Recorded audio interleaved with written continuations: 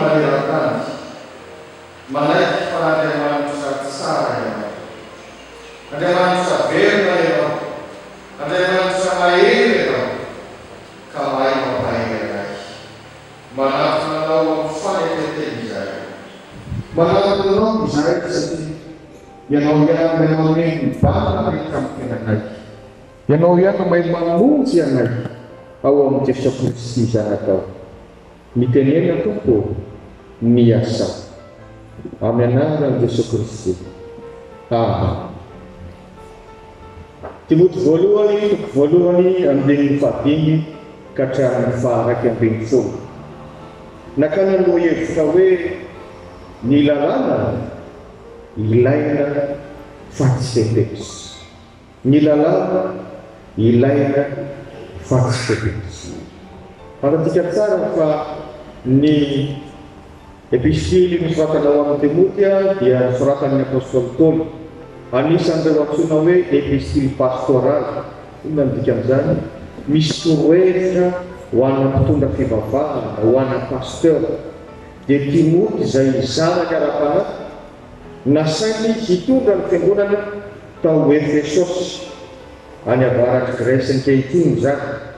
Ankanana lehibe zany tamin'ny fotoanany, satria tsy maintsy ho any Makedonia indray hanohy ny asa misionera ny apôstôly Paoly, ka dia napetrany hitondra izany fiangonana zany Timoty izay zanany ara-panahy, ary napetrany mba hiasa satria tratra ny fampianaran-diso izany fiangonana tao Efesosy izany. Ny hevitra voalohany dia izao: ilaina ho amin'ny fitsipim-pitondran-tena ny lalàna. Ilaina ho amin'ny fitsipim-pitondran-tena ny lalàna. Araka nambara teo, misy fampianaran-diso na azo lakana tao amin'ny fiangonana Efesosy. Tsy avy any ivelany fa avy eo amin'ny samy mpivavaka tao ihany. Ka mahatonga ny andininy fahatelo sy faefatra amin'izao epistily izao milaza hoe mba handidianao ny sasany tsy hanao fampianarana hafahafa na hitandrina ny anganoangano sy mitakaram-pirazana na tsy hitalany, izay mahatonga hevitra tsy mampandroso. Hitantsika amin'ny andininy fafito tokoa mantsy bakao am-piangonana tao ihany dia misy olona misoratena ho mpampianatra momba ny lalàn'Andriamanitra, nefa dia ambara ny ten'Andriamanitra hoe tsy mahalala ny hevitra izany akory izy, fa niady hevitra lava ny mamay azy. Ambara ny andininy fahenina hoe ny anao talia. Ka mahatonga ny apôstôly Paoly mampitandrina amin'ny Timoty pasteur ary mampahery azy mba hampitandrina ny fiangonana tsy ho tafaroboka amin'izany fampianaran-diso sy ny miady hevitra lava izany, fa tsy mampandroso izany no tenin'Andriamanitra. Nisy zany ny andian'olona natao am-fiangonana Efesosy mbola mivoro-mafy hoe fomban-drazana, zao no fomban-drazana, zao no voalazany lalàna. Anisan'izany no hoe ny famorana dia tsy maintsy atao ho an'ny diakonisa mba hatonga azo tafiditra ho isan'ny vahoaka an'Andriamanitra. Misy lesona ngezabe zany dia mazana tokoa ity fomban-drazana ity dia atao amin'ireo zokintsika na ray aman-drenitsika ho biby fampitahorana, fa raha tsy manaraka an'izany atsakantsa andavantsika dia tsy mahazo fitahina, voaozo, tsy mahazo taranaka, tsy mahatsangana zavatra. Tsy ny fomban-drazana rehetra ratsy riavana. Za manokana dia mazoto ny teny rehefa mampahorena, manolotra fao-dranomaso ny teny hoe araka ny fomban-drazana dia tsy hita izay mahaitsy azy. Misy ny fomban-drazana tena tsara ka tokony toizana, fa misy kosa fomban-drazana izay mitarika atsika ho any amin'ny fahamatsiana, ho any amin'ny fanompotsana, ho any amin'ny dadarabe sy ny tomasy. Firofiro moa ny olona efa mpananatona anay ary tsy izao ihany fa mpitondra fivavahana, ny mpianatra, manorina tokantrano, manorina fasana vaovao no hoe mangataka vavaka amin'ny alalan'ny vavaka anaovana an'izany fa zay tsy manana lapomasy izany soa vita somatsara ny fanolorana tsara vita somatsara ny fanolorana ny fasana mirizarivo tsara araka anakaviany zany tafita ny zanany na asotaranaka ary mijoro vavolombelo lasa ao sika tsy ampolololona hoe fomban-drazana na fomban-drazana amerikana na fomban-drazana frantsay na fomban-drazana malagasy isika maharaka andriamanitsika dia hoe zay mifanaraka amin'ny sitrapon'andriamanitra izany no haraitsika ka ireto olombeko zany dia malay manindrahira fanaka ny lalàna io no tsy maintsy ararana vaky-teny io no azona famonjely apôstôly Paoly kosa izay mahafantatra tsara amin'ny lalàna mahay tsara amin'ny lalàna mianatra an'izany ary mifarotsy eo izy alohan'ny miovany fo ary na dia efa miova foa izy dia mbola naporisika ny olona hanaraka an'izany lalàna zany ny lalàna ny fo raha tsy laza fa tsy midiky folo ao no manampy atsika mba hatakatra ny hoe ay misy tsy mety zany fitondran-tenako zany ny fiainana tsy misy lalàna zany fiainam-biby ane zany manahoana moa ny biby izay hitany eo dia iadivany tsy hohaniny fa tsy misy lalàna mfe azy manahoana tsika raha manao fiainana toy zany noho zany manampy atsika ny lalàna isika amin'ny maha-kristianina atsika dia tokony modely amin'izany fanarahana lalàna zany raha mbola mifanaraka amin'ny sitrapon'andriamanitra zany amin'ny resaka fanaovana didy amin'ny firenena zany isika ny modely amin'izany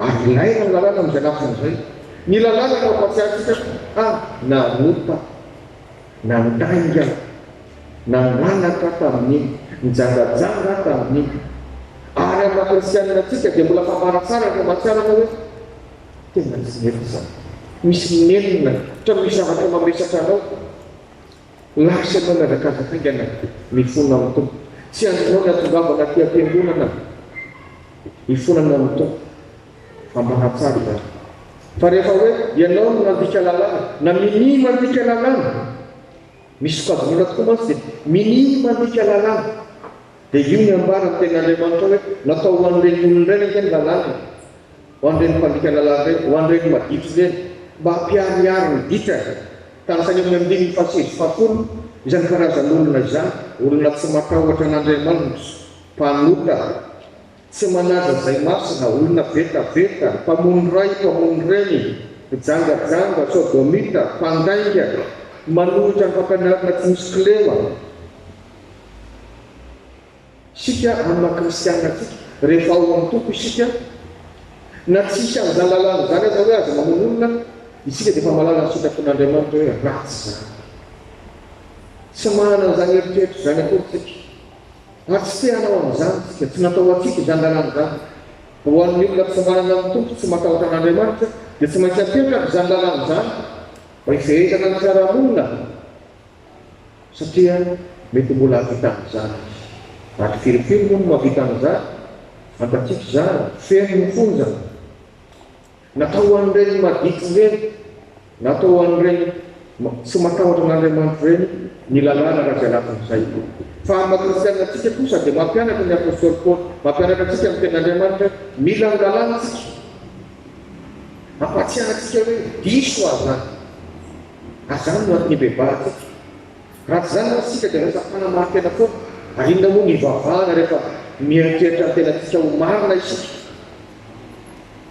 fa lay toe-panahantena atsika matsiaro mpanota aho zao ny tenin'andriamanitra nandika aho izay le amafisiny ato hoe ilaina ny lalàna Jesosy Kristy tsy mba naporisika mpanaradia azy tsy akatony lalàna izy aza nangataka ny hoe aoka anao miosa isika aoana izy efa renareo fa voalaza tamin'ny taolo hoe aza mamono olona ary zay mamono olona dia miendrika hoe lohana amin'ny fitsarana fa izao kosa milaza aminareo hoe zay rehetra tezy tambalany dia mendrika hoe lohina amin'ny fitsarana tenana zany ny toko hoe mbola tsy halavitra moa zany no tokony vitatsika Ka raha itsika zany no mpandika lalàna dia efa tena nivavina any amin'ny fahatsiny. Ilay fitiavan'Andriamanitra manery atsika manao misaotram-pinoa zany, io no tena ambony. Ary zany no antony lalàna araka ny voalaza amin'ny andininy fadimy. Ny antony biby dia fitiavana. Ary ny lalàna apetrak'Andriamanitra dia mifototra amin'ny fiavana. Fantatsika tsara ny biby lehibe anankiroa. Ary efa mbola naverina nantany tamin'ny tompo zany, inona no mahatongateny eo? Tiavana. Tiavana Jehovah Andriamanitra eo no amponao rehetra, fananao rehetra, ampianao rehetra, amisanao rehetra. Ary ny faharoa dia ny hoe tiavana ny lalanao tahaka ny tenanao. Fitiavana no antony biby. Ary io dia ambarana ny teny hoe agape. Tsy hoe fitiavana amin'ny olombelona, tsy hoe zaho ty amin'izao no nifirena manokana, fa fitiavana avy amin'Andriamanitra io. Ka rehefa mibevatsika dia miditra ao anatintsika Andriamanitra, manadio ny foso ny saina, ny eritrerititsika Andriamanitra. Zany masy mbola toy izy ny olona ambany eo lasa mahanafo madio, lasa madio ny eritrerititsika, ny finoantsika tsy ny atsara velatsika. Azo ambara fa amin'izay fotoana izay ambony lalàna izy. Ilaitsika ny lalàna fa kristiana isika, manampy atsika zany mba hanana fitondran-tena fanaraka amin'ny sitrapon'Andriamanitra. Saingy tapany faharoa kosa marana anazy dia izao. Na dia ilaitsika aza ny lalàna dia tsy fepetra ho amin'ny fahazona famonjena ny lalàna. Tsy fepetra ho amin'ny hazona famonjena ny lalàna. Nambarako teo hoe tena pahay lalàna zay ny apôstôly Paoly. Nianatra an'izany izy. Ary tsy mbola nandarana zany izy na dia niova fo aza. Saingy takaky ny apôstôly Paoly hoe tsy nifezahana anazy ny lalàna, nampianarina azy fahiny io no avonjy azy amin'ny ota sy ny fanadifozan'ny ota. Tsy nifezahana anazy ny lalàna no avonjy ny fanahy. Raha marina tokoa, raha hoe andeha ho tsaraina atsika araka ny lalàna Andriamanitra, dia atako araka ny didy folo fotsiny. Izy amin'iko izao sahanangatana hoe mbola tsy nandika ny raika amin'ireo mihitsy hatramin'izay ny ainany. Ka raha io lalàna io hitsarana antsika dia tsy misy voavoly isika na dia iray azy. Ny lalàna zany amin'ny lafiny iray no ohatrany mamevana ny otany hoe ndreo tsika fa nanokana.